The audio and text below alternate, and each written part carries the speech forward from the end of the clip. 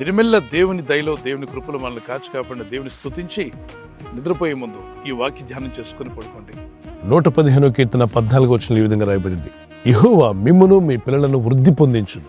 దేవుని వాగ్దానాలు అద్భుతమైనవి. ఆయన మాట ఇచ్చి నెరవేర్చే దేవుడు. 146 కీర్తన 6-7 వచనాలను మాట తప్పని వాడని, ఆయన అబద్ధమాట జాలని వాడని హెబ్రీ పత్రిక 6:18లో ఆయన మాట ఇస్తే నెరవేర్చగల శక్తిమంతుడు, ఆయనకు అసాధ్యమైందంటూ ఏది లేదు.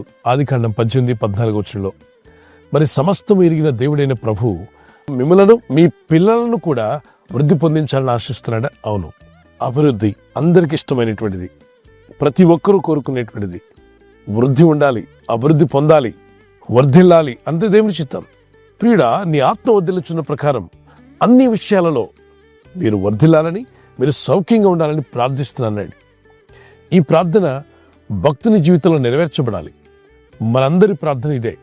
మనమంతా దేవునిలో స్థిరపడమే కాకుండా వృద్ధి చెందాలని కూడా ప్రభు కోరుతున్నాడు. కనుక అభివృద్ధిని కోరుకోవడం తప్పేం కాదు. అభివృద్ధిని గురించి బోధిస్తే ఏదో పాపంగా భావిస్తున్నారు.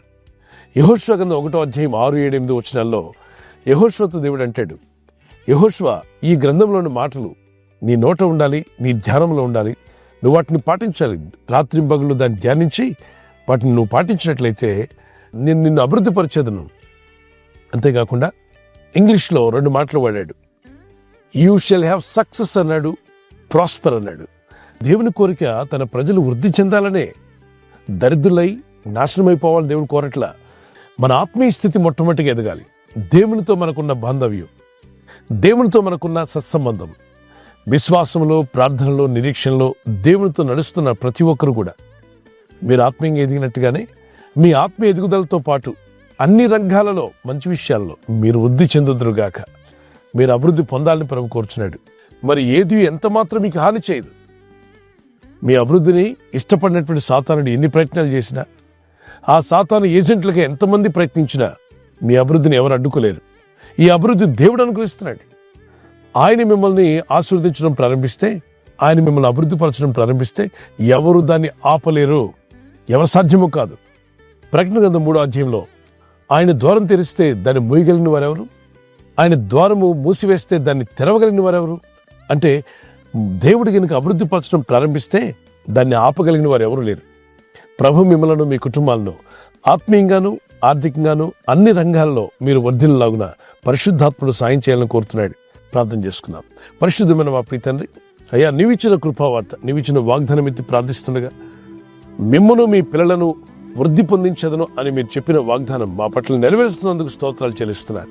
ప్రభు, నీ యందు విశ్వాసం ఉంచి ప్రార్థిస్తున్న ప్రతి ఒక్కరూ మా ఆత్మీయ ఎదుగుదలతో పాటు అన్ని రంగాల్లో మేము సౌఖ్యంగా ఉండి వర్ధిల్లాగున ఇప్పుడే మీరు మాట సెలవిస్తున్నందుకు స్తోత్రాలు చెల్లిస్తున్నారు.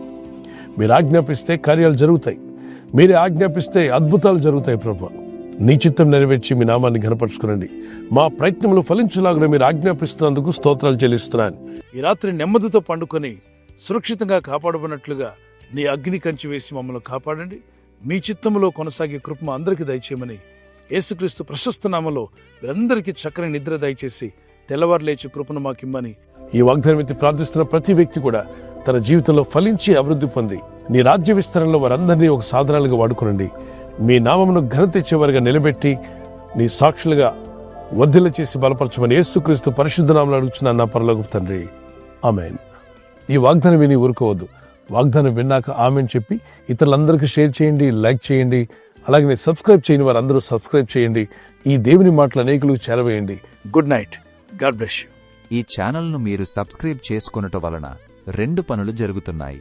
1, బీదలకు, అనాథలకు ఈ ఛానల్ ద్వారా సహకారము అందించడం జరుగుచున్నది. 2, సువార్త జరుగుచున్నది, ఆత్మలు రక్షించబడుచున్నాయి.